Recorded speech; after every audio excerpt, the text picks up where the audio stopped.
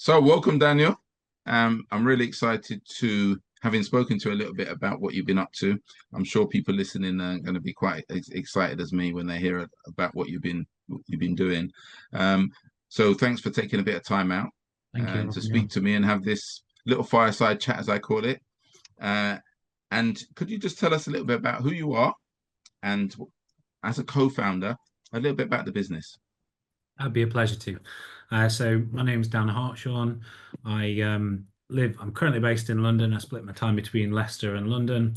I am one of the co-founders of this. So this is the Espresso. It is the world's first in-shower smart aromatherapy diffuser.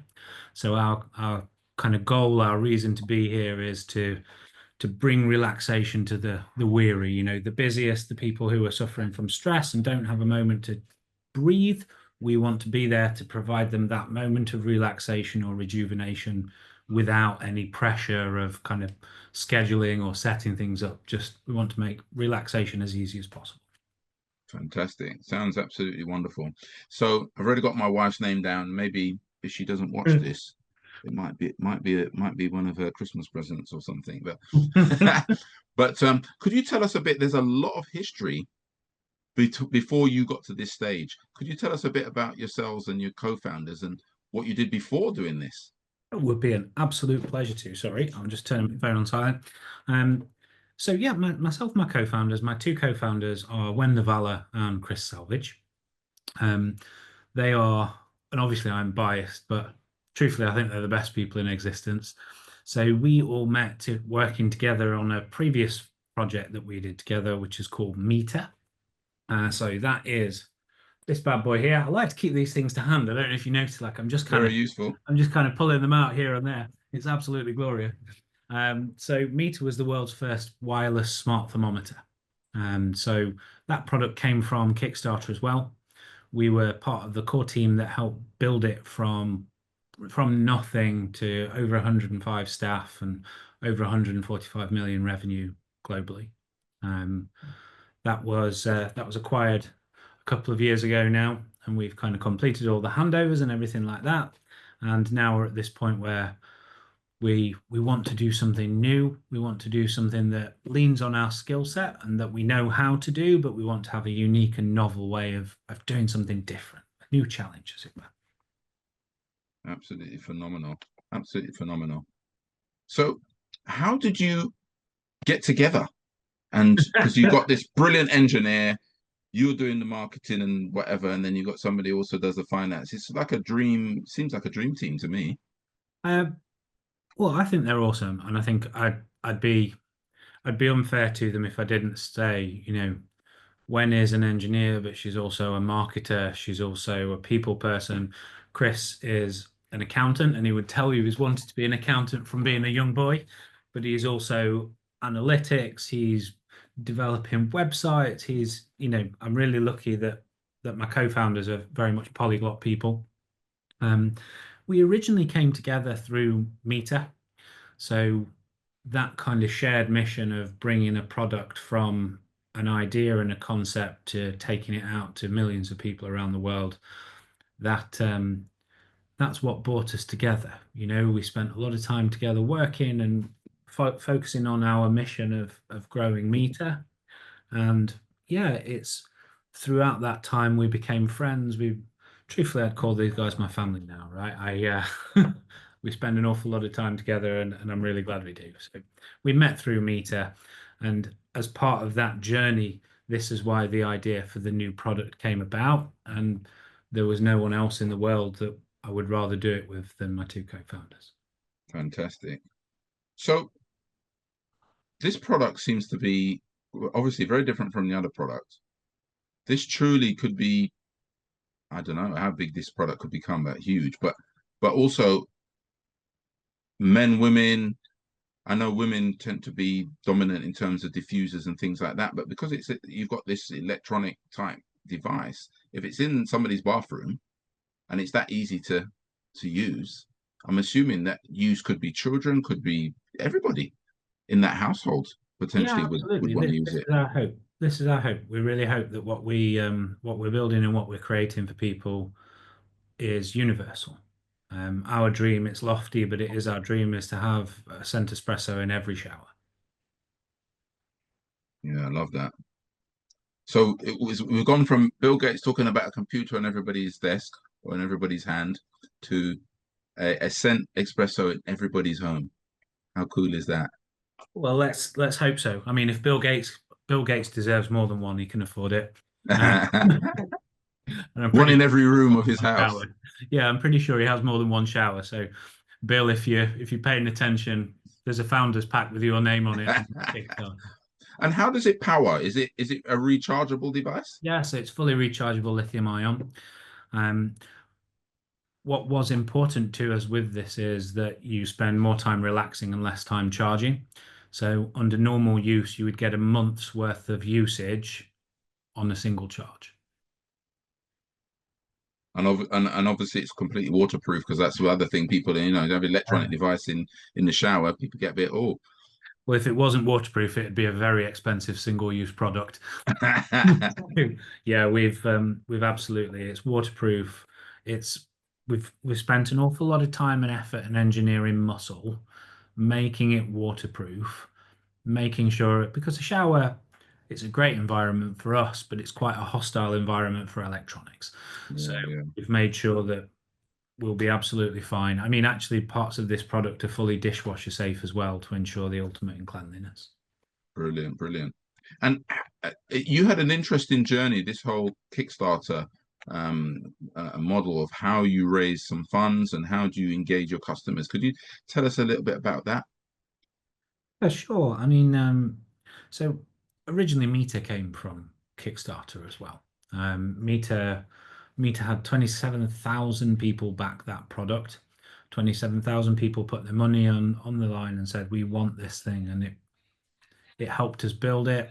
It helped with the drive to build it, and also it was fantastic to have a tribe of people behind us and the product that cared about the outcome, that believed in it, and so we Meter came from Kickstarter, and for us, when we sat and looked about how we were going to release this product to market, the Scent Espresso to market,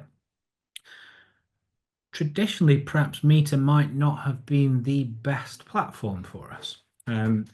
Meet Kickstarter as a platform is very heavily male dominated. That is changing, but it is heavily male dominated. And whilst we want this to be a universal product, there is no doubt that it would. We believe a lot more of our early adapters will be female. Adopters will be female. But for us, Kickstarter is the place where ideas are born. It's the place where we can take what we are making, we can share it with people who are early adopters, people who want to see innovation and something new and unique, and we can share this journey with them. And so that was why our decision came through from Kickstarter. But I will say there was an awful lot of work to get to the point of going on Kickstarter. You know, we spent 14 months prior to even going on Kickstarter working on our product, working on our business model, working on all of the engineering and the social and everything that goes along with it to make sure that we were ready for when Kickstarter came to be able to talk to anyone and share our knowledge about our product. Brilliant, yeah. And I understand so it's the use of essential oils as well. Is it that people will get or can buy some essential oils and just pour some in it, or is So it, glad how you does that asked that work? question. So this gets me an opportunity to show off. So you will have these are your kind of traditional essential oil bottles, okay? This is 5 ml. This one is rosemary. These are everywhere. Now, when we talk about essential oils, we talk about churches. And people get really evangelical about their essential oils, and quite rightly, because they can be very demanding on the environment.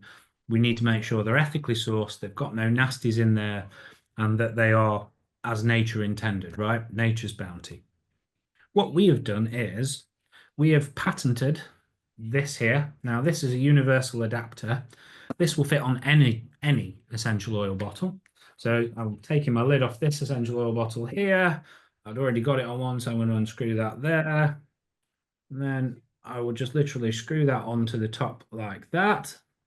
And then what I do is I plug and play into my Scent Espresso Oh, device. wow, cool. So that is just as easy. Well, I could say it's falling off a log, but I think it's possibly even easier than that. Pretty cool.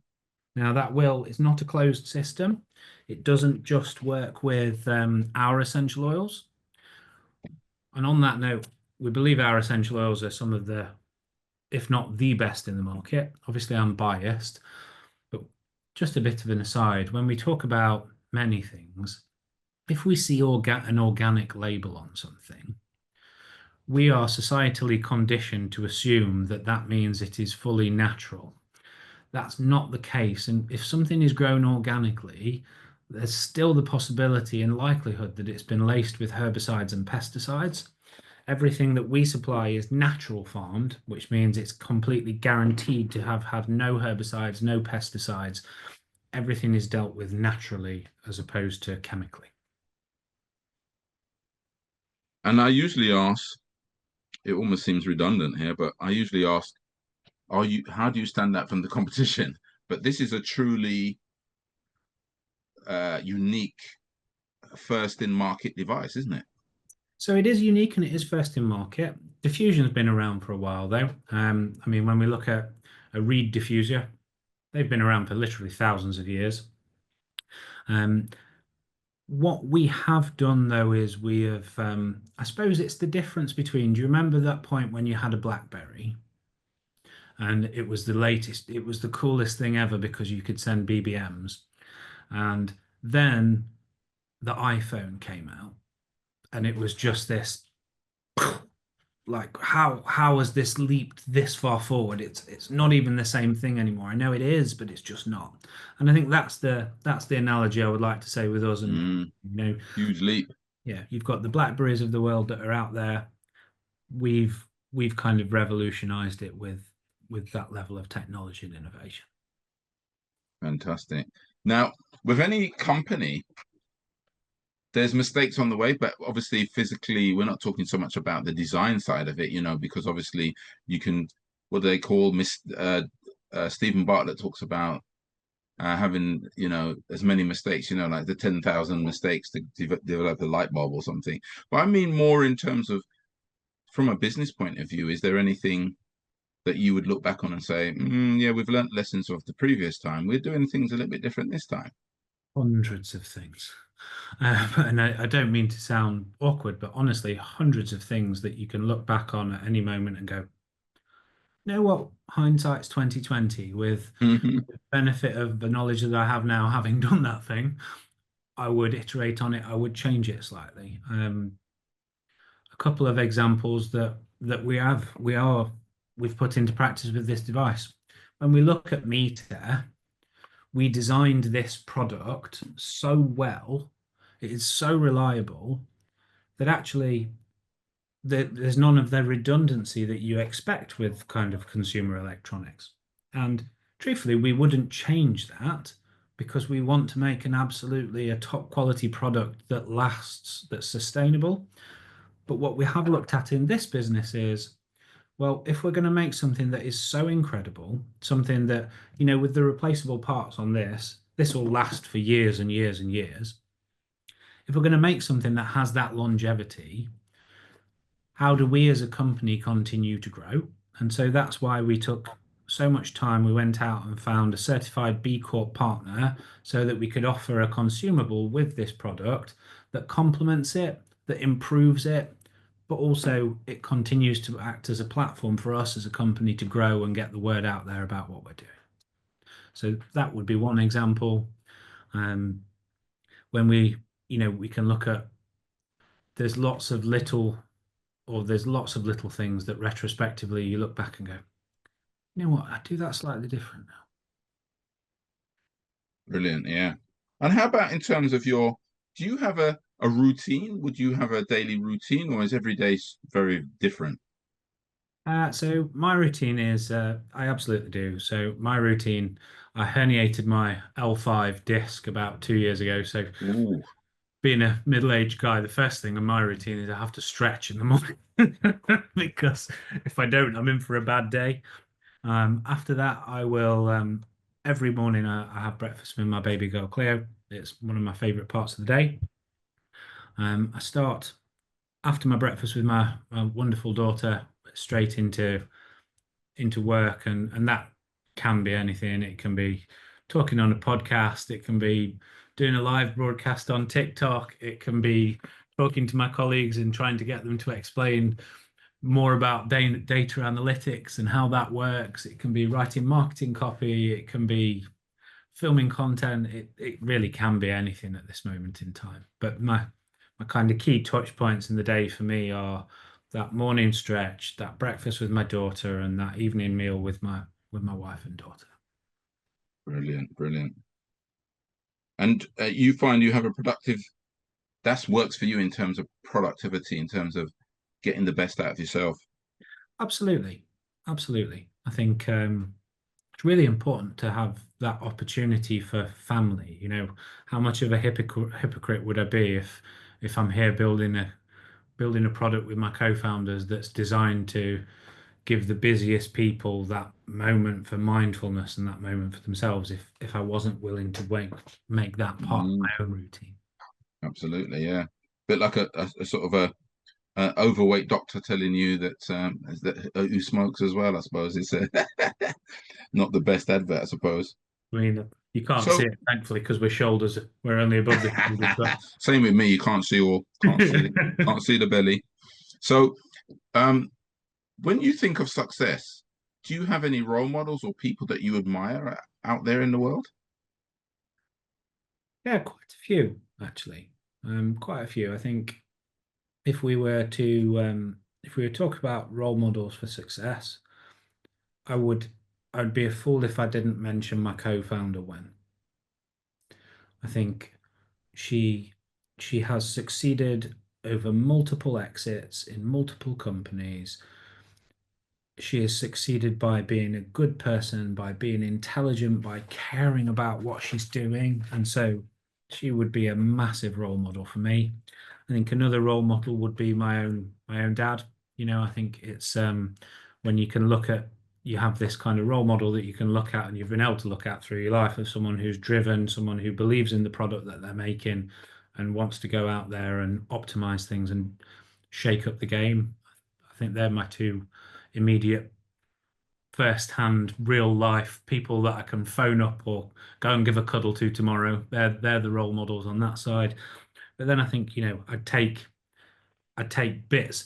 It's like that game, you know, when you used to play Top Trumps as a kid, and I'd take bits from different people, right? Like I would probably take Steve Jobs' presence and how the excitement and the marketing strategy and the commitment to design. I'd probably take Bill Gates's just technological capacity. I'd even, and this might go either way with the audience at this point, I'd even take bits of things from Elon Musk and Mark Cuban, and even when you go further down the line and you look at your non-traditional entrepreneurial people who have done remarkable things, like it blows my mind with just the amount of people that you can look at and go, actually, I really respect what they've done. They've held to their morals. They've made something that's useful and does good things. Yeah, what a role model. Brilliant. No, I love that. So in terms of the company, then, where do you see it in 5 years' time? It's a great question. Truthfully, and I hope we look back on this and it's true, I would expect us to have 5 years' time. I would be thinking to have my dream would be 50,000 daily users.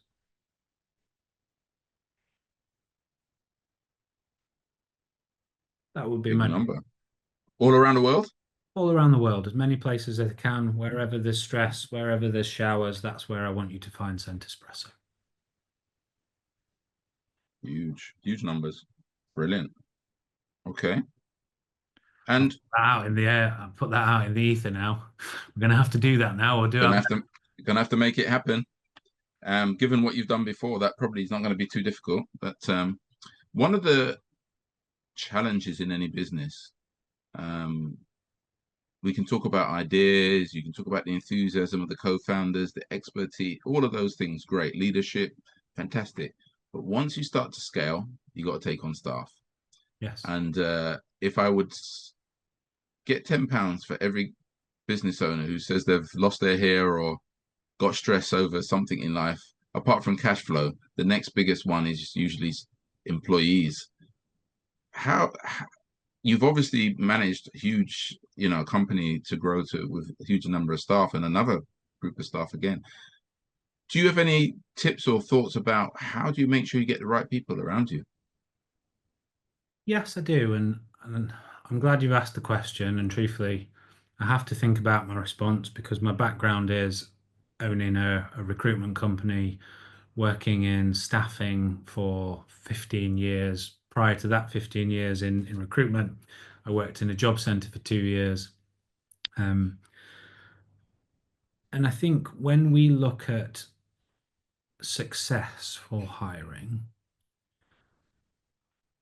in my opinion, it doesn't match, it doesn't matter, these kind of traditional boundaries that we tend to try and segment ourselves off into, whether it's background, whether it's ethnicity, whether it's religion.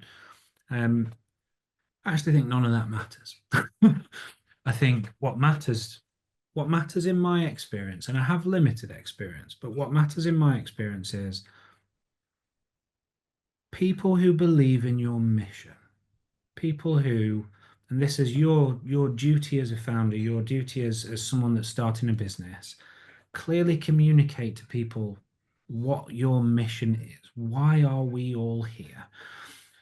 And once we've communicated why we are all here, then we can talk about people taking that mission to heart and actually moving forward to further it.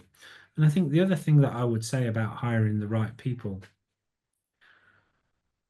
from my experience, the right person isn't necessarily the person that has worked at a competitor or worked doing this exact job role. The right person is the person that is willing to grow and develop and willing to take on board feedback and willing to listen and be open to hear a way that it can be done differently. And what you can find is if someone's been doing exactly the same thing for 20 years, perhaps people can become a bit set and not wanting to actually hear of a new thing. And there's been a number of occasions in my past where I've sat and I've listened to a team member and they've just blown my mind. They've just come up with a unique perspective on something, and it's like, wow. And truthfully, it's not just, I was talking to my co-founder Chris the other day about recruitment, and he just off the cuff said, "Oh, why wouldn't people do it like this?" It's like, you're right. Why wouldn't people do it like this? Why is everybody not doing it like that? Why has it not been done like that already for 10 years? And I think just that the right people, they will challenge, they will push, they will have, they're not afraid to ask a question. I think too often, I think a massive problem with the business world is people are afraid to ask a simple question. And so often people will all sit in a room and talk about something, but no one will ask the simple question. Mm. And I think the simple question is the most important one to ask. And it's interesting because having diversity of thought is impossible if people don't feel comfortable to ask the question. Yeah, And also, the more people, because it's interesting, you talk about, because it's something, I always advise my clients is that if the job doesn't need very, very, very specific qualifications, then I generally advise them to recruit an attitude, as you said, mission, yeah, because you can train them in everything else. But if somebody has all the skills and all the experience, but they don't want to do it the way you want it done, or they don't want to fit into your values or your thing, you're going to spend a lot of time arguing with them and getting very frustrated because they have the ability, but they don't believe in your yeah, way, or they're not feeling it. So you're going to constantly be back and forwards. And also, they don't necessarily ask the question because they think they already know the answer. So you don't get the silly question that people say is silly, but it's not silly. It's people who don't know ask more questions. And yeah, therefore, sometimes the answer is actually, I don't know why we do it that way. We've always done it that way, but maybe we should think about something else. And that person comes up with something, you know. I had somebody in a funeral service where they wanted to bring in something from the ambulance service, which was obviously, if you're in the funeral service, you're moving bodies. And they said in the ambulance service, they created this plastic sort of like a board that they would put under a body, and it was easier to move people without damaging people's backs. And the manager wasn't having any of it. Yeah. Because he's been in the industry X amount of years. We've never used it. We don't need it. As soon as new people came along and you suggested it, they just thought it was totally logical. No question about it whatsoever, because they didn't have any preconceived ideas of how you do it. Somebody says we could use this board, and they said, great, seems like a great idea, and they just embraced it. But people who are already in the industry were a bit resistant because they said, no, that's not the way we do things. And so it's really interesting that you said that. People who believe in your values and missions, fantastic. One area we haven't explored is AI. I mean, it's currently probably the #1 topic talking about every business in the world right now is AI. How would AI affect it? And apart from people who maybe, I don't know, maybe you've got something that's AI proof. I can't think what that is at the moment, but something that's AI proof. Does it have any impact on your business yet? 100%. 100%. We wow, where to begin? Because that's broad. Myself, my 3 co-founders, we use AI. We encourage our team to use AI. I think it has the opportunity to become a great leveler. I think on the one hand, you look at it and it can become a great leveler. It can also, just the other day, I was reading an article that was saying that now we're in this point where any data that is pre-2022 that is out on the internet is fine. Any data that is post-2022, generative AI is actually now taking bits of stuff that it's read from other generative AI that's on the internet and combining that, and it's meaning that the data and the information that's available is becoming corrupt because there's kind of so much AI generated content that it's then taking that AI generated content and believing it's accurate. And then it's kind of becoming this potential perpetuating cycle where it's dumbing itself back down again, right? It's reached peak intelligence, or this was my interpretation of it. It's reached peak intelligence from the human generated content. It's now so easily and effectively able to generate content that it's kind of going back on a downward curve. It's dumbing itself back down again. But I think my take on AI is as follows, that it can be a great leveler. We need to build a framework and a set of boundaries and guidelines for how we operate with it. We've all seen Terminator. Well, I have. We don't want anything like that. But it has the potential to do something revolutionary for our world. And whether that revolutionary good thing is, or whether it's a good thing or whether it's a bad thing, that depends on how we act and how we use it now and how we work with it. I think, to me, it gives me great joy. On the fun side, it's helped me with so many things, but it also terrifies me for my daughter Cleo. Like, she's 2 now. By the time she is moving out into the world of the labor market and thinking about finding a job, what will that world look like?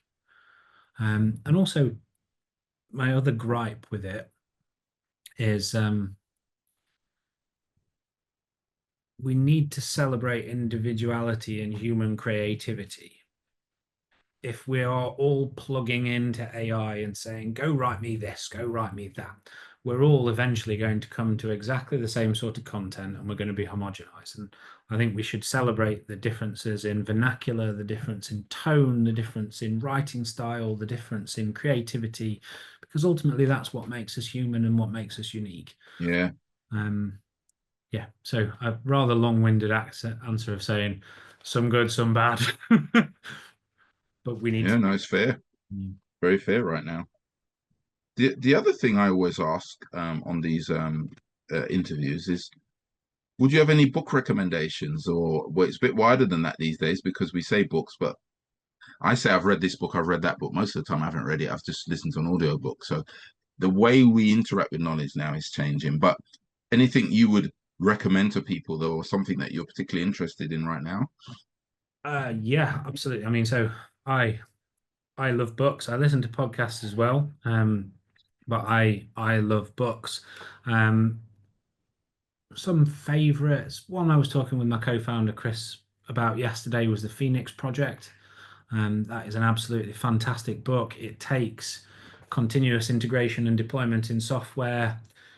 It writes it in kind of a Tom Clancy page turning style, but it gives you some fantastic principles on how and what it is. And I think it's absolutely phenomenal. Another one that I would strongly recommend everyone in the world read is Never Split the Difference.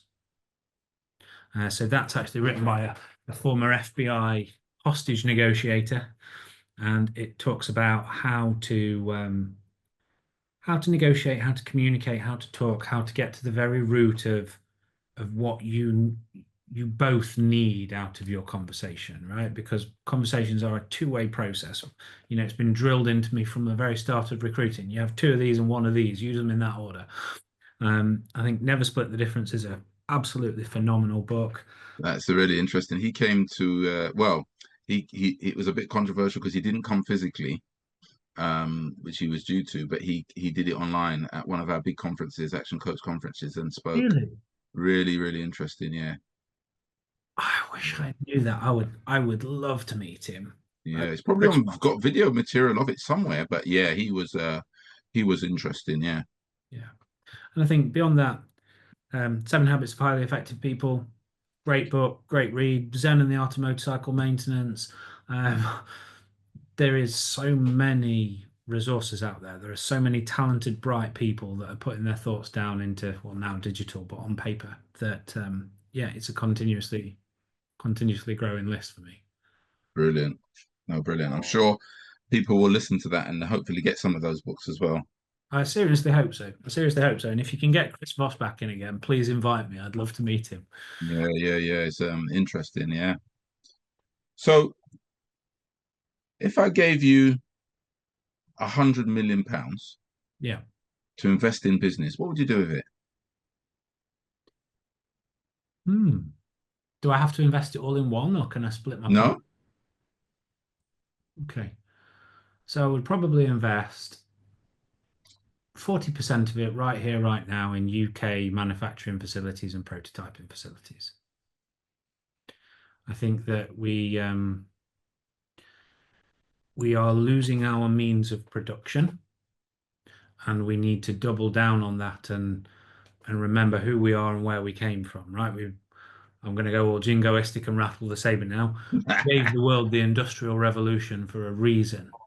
We've lost our preeminence in that space and we've moved towards more of a service-based economy. And yes, I think we should provide services, but we also need to remember we want to make things. We've got to make things as well. yeah, The yeah, other things that 100%. I would do, so I've spent 40 million. I'd probably drop another 20 million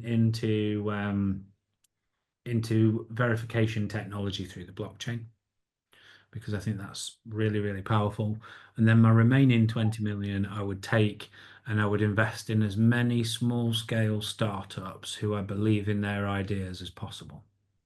And I would hopefully perpetuate that cycle and share resource, share money, share effort, share thought with as many startups out there in the world as I possibly could.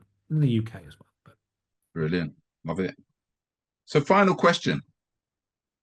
There's lots of people maybe watching this, listening to this, thinking, wow, you've got a company to 145, million in revenue, sold it to an American company, phenomenal, got a new product coming out. And they might be getting excited thinking, God, I wish I could do that. Or I could, what two or three things could you leave them with to think about before they launch on that journey? Or they've already started that journey? so it's all about the people that you do it with. Like I played a role in that company's growth, but this is not attributable to me. This is attributable to everyone that was part of it. Temu, Joseph, Wen, Kai, I'm not going to sit and list all of the 100+ names of the people, but I just want to be clear, like my advice, because it wasn't me, I was part of that team.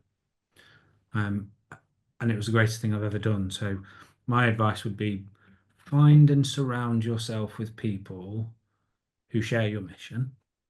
I think would be a really important one. And whatever that mission is, share it. Maybe your individual take on that mission is ever so slightly different, but have that unifying thread that goes through it all. The other thing that I would say is don't be scared to learn something new. Don't be scared to try something and try and figure it out, because maybe you'll come up with something different. Maybe you'll fail, and failing's okay, but don't be afraid to try it. And I think the final thing that I would say is like rest. Take some time, take the moments when you can, whether that's a quick cuddle with your daughter, whether that's sneaking out for 9 holes of golf. Like, you can only be effective and good if you're rested and you are living your life and you're doing this for a reason. Love it. Absolutely brilliant. Phenomenal. Daniel, it's been an absolute pleasure. We could talk all day, but I'm sure you've got things to do. So I just want to say thank you for brilliant nuggets and giving us some really interesting feedback about your journey. Thank you so much for having me on. If you don't mind me, I will go into plug mode now, if that's okay. Guys, Of course. check it out on Kickstarter. Do have a look at the video. If it's something that speaks to you, if it's something that you know would speak to someone you know or love, please like and share. Please help us join this journey and keep this going. Brilliant. Thank you so much. Have a wonderful day and a great weekend. It's lovely to talk to you. And you take care. Thank you.